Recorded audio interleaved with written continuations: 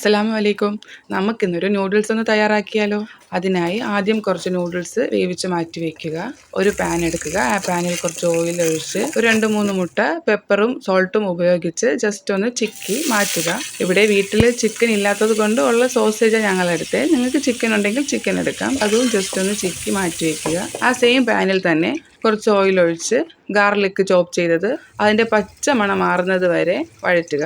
ഇനി നമുക്ക് വീട്ടിലുള്ള ഏത് വെജിറ്റബിൾസ് ആയാലും കുഴപ്പമില്ല. ഇപ്പോൾ ഞങ്ങളുടെ വീട്ടിലുണ്ടായിരുന്ന ക്യാരറ്റ്, ക്യാപ്സിക്കം, സവോള, ക്യാബേജ് അതെല്ലാം ആ സെയിം പാനിൽ തന്നെ ഇട്ട് വഴറ്റുക. ആദ്യം ക്യാരറ്റ്, പിന്നെ സവോള, ക്യാബേജ്, പിന്നീട് അവസാനത്തെ വെജിറ്റബിൾസായ ക്യാപ്സിക്കവും കൂടെ നമുക്ക് ചേർത്ത് കൊടുക്കാം.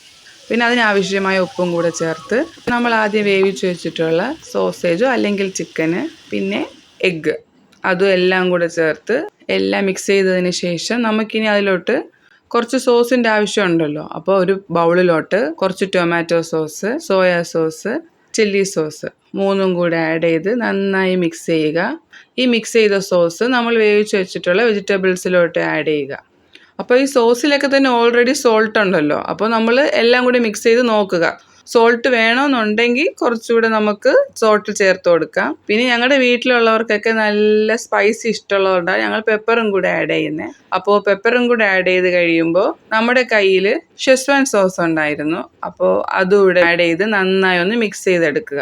അപ്പോൾ വെജിറ്റബിൾസും ചിക്കനും മുട്ടയും എല്ലാ സോസും എല്ലാം കൂടി മിക്സ് ചെയ്ത് കഴിയുമ്പോൾ നമ്മൾ നേരത്തെ വേവിച്ച് മാറ്റി വെച്ചിട്ടുള്ള നൂഡിൽസും കൂടി ഇതിലോട്ട് മിക്സ് ചെയ്യുക. അപ്പോൾ 2 ഫോർക്ക് ഉപയോഗിച്ച് ഒരു ജസ്റ്റ് ഒന്ന് 2 മിനിറ്റ് എല്ലാം കൂടെ ഒന്നിച്ച് മിക്സായി വരുന്നത് വരെ നന്നായി ഇളക്കിയെടുക്കുക. അപ്പോൾ നല്ല സ്വാദിഷ്ടമായ നൂഡിൽസ് ഇവിടെ തയ്യാറായി കഴിഞ്ഞു. അപ്പോൾ എല്ലാവർക്കും ഇഷ്ടപ്പെട്ടെങ്കിൽ എല്ലാവരും ഒന്ന് ട്രൈ ചെയ്യുക. Thank you.